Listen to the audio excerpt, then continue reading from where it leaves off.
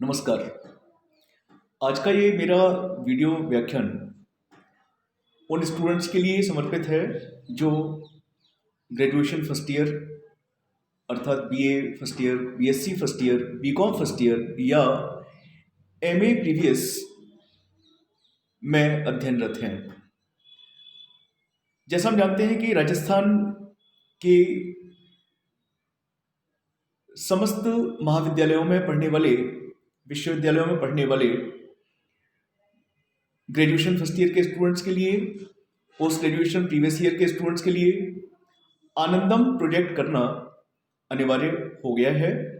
और ये राज्य सरकार की ओर से एक अनूठी पहल है राज्य के समस्त विद्यार्थियों को समाज से जुड़कर रखने की।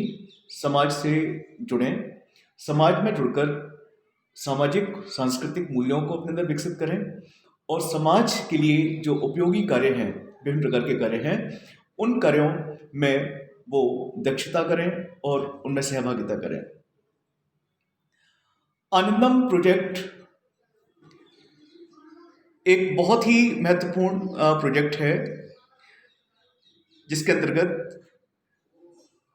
विद्यार्थियों को अपनी पसंद के किसी भी कार्य को करने की स्वतंत्रता होती है। पूरे दिन में हम नए नए कितने कार्य करते हैं, या कहना चाहिए कि कार्य का एक विस्तृत क्षेत्र हमारे सामने खुला हुआ है। हम किसी भी कार्य को चुन सकते हैं, लेकिन सारे कार्य हमको जॉय प्रदान नहीं करते, सारे कार्य हमको आनंदित नहीं करते, आनंद प्रदान नहीं करते। तो हम उन कार्यों को करें जो हमको आनंद प्रदान करते हैं। यदि हम में से प्रत्येक युवक और युवती, अगर प्रत्येक युवा केवल आनंदित करने वाले कार्यों को करेगा तो निश्चित रूप से न केवल ऐसा करने से उसके व्यक्तित्व का विकास होगा, अपितु वह समाज को भी अपना एक यथेष्ट योगदान देने में सफल रहेगा। आनंदम प्रोजेक्ट 20 नवंबर 2020 से संपूर्ण राजस्थान में प्रारंभ हो चुका है और इससे जुड़े हुए अधिकांश विद्यार्थी इस प्रोजेक्ट को सफल बनाने के लिए बढ़ चढ़कर इसमें भाग ले रहे हैं।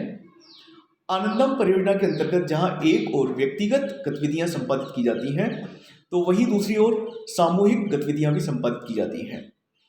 व्यक्तिगत स्तर पर प्रत्येक विद्यार्थी को आनंदम डायरी बनानी पड़ती है, आनंदम डायरी मेंटेन करनी पड़ती है और उसमें तिथिवार, दिनवार, प्रत्येक दिन का लेखा जोखा उस डायरी में लिखना पड़ता है कि क्या कार्य किया, क्यों किया और उस कार्य ने किस किस को लाभान्वित किया, अर्थात उस कार्य के प्रभाव, सकारात्मक प्रभाव किस किस वर्ग पर देखने को मिले या पूरे समाज पर देखने को मिले। काम बहुत सारे होते हैं, सुबह से लेकर रात तक, प्रातःकालीन भ्रमण, घर गृहस्थी कार्य, वृक्षारोपण, जल संरक्षण, शक्ति संरक्षण, विद्युत संरक्षण, पशु सेवा, पक्षी सेवा, दूसरों की मदद करना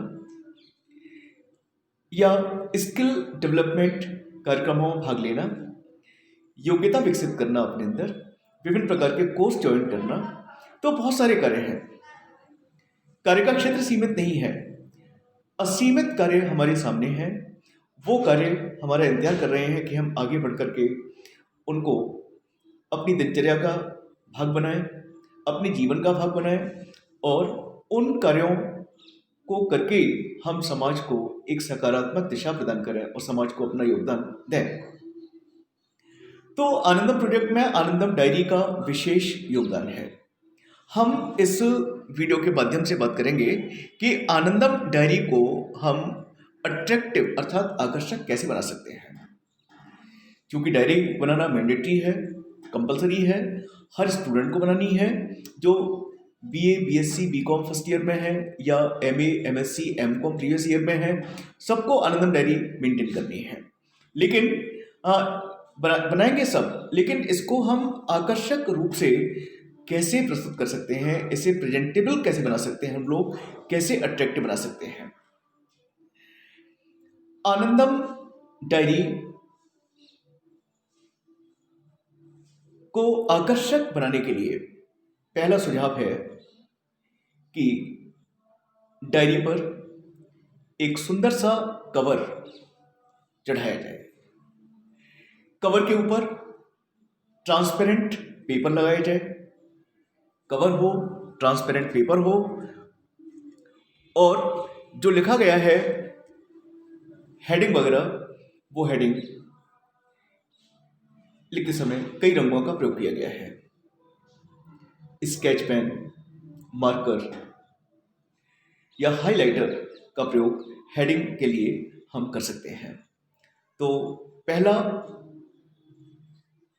जो तरीका है आनंदम डायरी को आकर्षक बनाने का, या पहला जो सुझाव है वो ये कि डायरी को अच्छे से कवर किया जाए, उस पर रैपर चढ़ाया जाए, ट्रांसपेरेंट शीट का प्रयोग किया जाए, जिससे कि अंदर क्या लिखा हुआ है वो सुस्पष्ट और सुंदर दिखाई पड़े।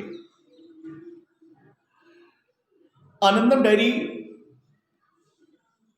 प्रेजेंटेबल, अट्रैक्टिव, आकर्षक बनाने के लिए जो दूसरा सुझाव है वो ये कि जैसे ही आनंदम डायरी खोली जाए, विद्यार्थी के विवरण के बाद हम राष्ट्रगान भी अगले पेज पर लिख सकते हैं। राष्ट्रगान लिखें। आनंदम परियोजना के उद्देश्य लिखें एक पेज पर, क्योंकि इस परियोजना के विशेष उद्देश्य हैं, और जो प्रमुख उद्देश्य है इस परियोजना का, इस प्रोजेक्ट का, वो है विद्यार्थियों को अर्थात युवा शक्ति को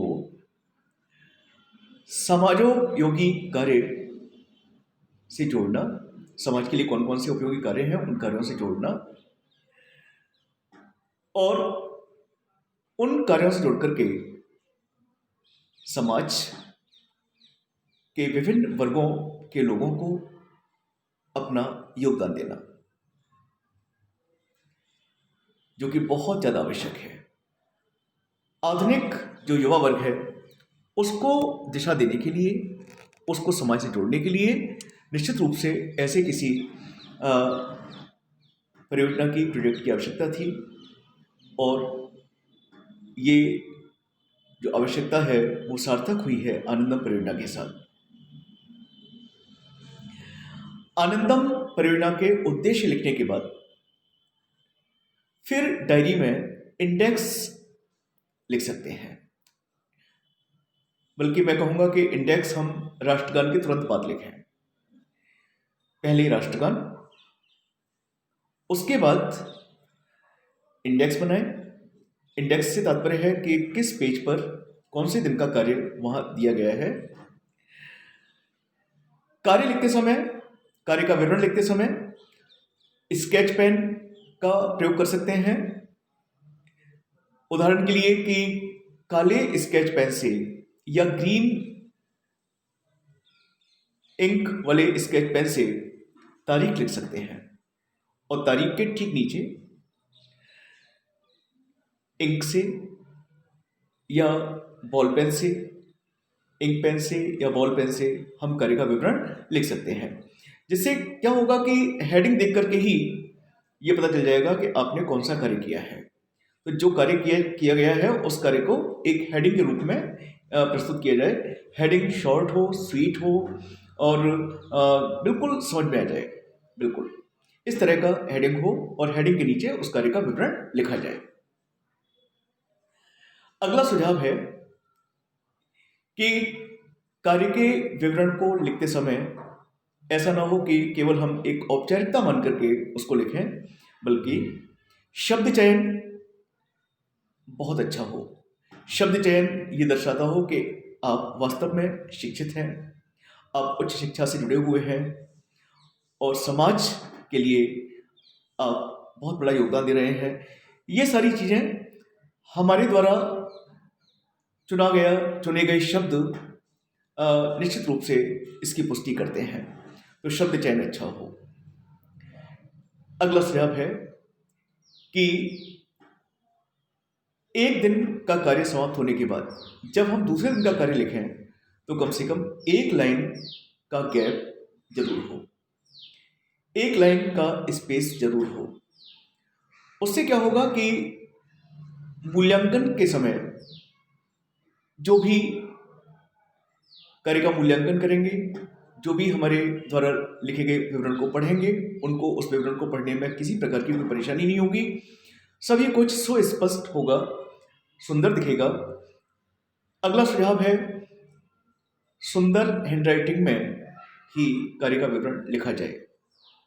कई बार ऐसा होता है कि हैंडराइटिंग सुंदर नहीं है, हमने लिखा बहुत कुछ है, लेकिन उस लिखे हुए का कोई प्रभाव अच्छा नहीं पड़ता, सिर्फ इसलिए क्योंकि जो हैंडराइटिंग है वो पठनीय नहीं है, ठीक से पढ़ने में नहीं आ रही है। तो शब्द चयन अच्छा हो, सुंदर हैंडराइटिंग में हो, अलग अलग कलर्स की इंक्स हम प्रयोग करें, इंक प्रयोग करें, दूर दूर लिखें, सुंदर लिखें। तो इस प्रकार से मुझे उम्मीद है कि हम आनंदम डायरी को प्रेजेंटेबल बना सकते हैं। संक्षेप में एक बार पुनः मैं बता दूं कि आनंदम डायरी को पहले तो आप किसी अच्छे कागज से, जो मोटा कागज हो, उसका आप कवर चढ़ाएं। उस कागज के ऊपर महाविद्यालय का नाम, अपना नाम, पिता का नाम, कक्षा, आनंदम प्रोजेक्ट बड़े बड़े शब्दों में बीच में हो, ये चीज लिखी जाए। अपने विवरण और कॉलेज के विवरण, कक्षा के विवरण के बाद राष्ट्रगान लिख करके हम आनंदम डायरी को एक अच्छा रूप दे सकते हैं। राष्ट्रगान के बाद अनुक्रमणिका अर्थात इंडेक्स बनाएं, क्रम संख्या, कार्य का शीर्षक, पृष्ठ संख्या, 3 भागों में हम सारणी बना सकते हैं। क्रम संख्या 1, कार्य का शीर्षक वृक्षारोपण, विद्युत संरक्षण, जल संरक्षण, कोई भी हो सकता है। और एक चौथा खाना और लिखेंगे, बनाएंगे, और वो होगा तारीख का। ये पहला कार्य, क्रम संख्या, दिनांक, कार्य का शीर्षक और पृष्ठ संख्या। तो 4 कॉलम्स में आप अनुक्रमणिका बनाएं, इंडेक्स बनाएं, जिससे ये होगा कि आनंदम डायरी खोलते ही न केवल विद्यार्थियों को अपितु मूल्यांकनकर्ताओं को भी इस बात का पता चल जाएगा कि किस किस तारीख में कौन कौन सा कार्य किया गया है। तो इस प्रकार से इंडेक्स बनाना हम ना भूलें, और उस इंडेक्स के आधार पर ही हम आगे जो कार्य हैं वो उनको हम मेंटेन करें, उनका हम रिकॉर्ड रखें।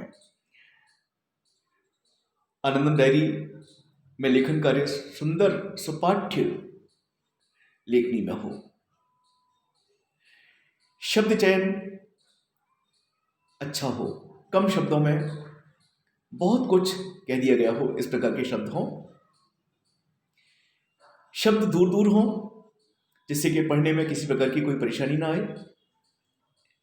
वाक्य आकर्षक हो, वाक्य अर्थपूर्ण हो, आकर्षक हो, sketch pen, highlighter, black ink, blue ink, green ink आदि का प्रयोग किया गया हो। निश्चित रूप से ऐसा करने से आनंदम डायरी बहुत सुंदर, बहुत आकर्षक और बहुत ही अट्रैक्टिव दिखाई पड़ेगी। Thank you.